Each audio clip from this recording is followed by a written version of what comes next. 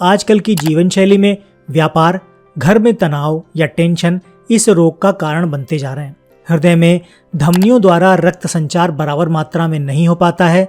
धमनियों में रुकावट के कारण ही ये रोग अधिकांश होता है। इसमें अचानक से हृदय में दर्द होता है। शुरू में ये दर्द धीरे धीरे होता है, बाद में ये बढ़ता चला जाता है। दिल की धड़कन बढ़ जाती है। अगर हृदय में ब्लॉकेज 70% तक है तो ये सामान्य स्थिति है। 75%, 80%, 85% होने वाली स्थिति में ये चिंता का विषय बन जाता है।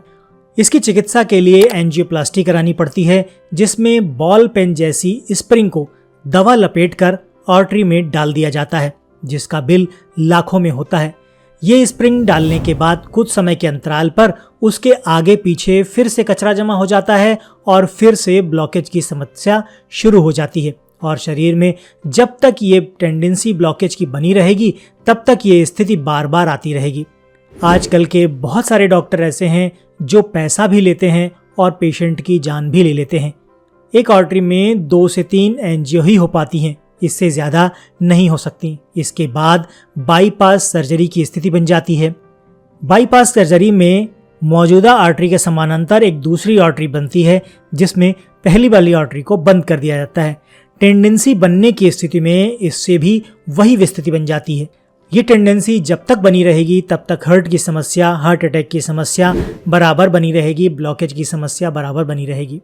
अभी जिस तरह की हार्ट अटैक की हम बात कर रहे हैं वो एक सामान्य स्थिति है। उसमें हम जो नॉर्मल दिनचर्या अपनाते हैं या हमारी जो जीवन शैली हुई उससे जो परिवर्तन हुए उसकी वजह से जो हृदय संबंधी समस्याएं हो रही हैं, अभी हम उसकी चर्चा कर रहे हैं। लेकिन जो हमने महामारी की बात की थी शुरुआत में, उसकी वजह से जो परिवर्तन आए उसकी बात हम लास्ट में करेंगे और उससे बचने का उपाय भी वीडियो के लास्ट में आपको मिल जाएगा।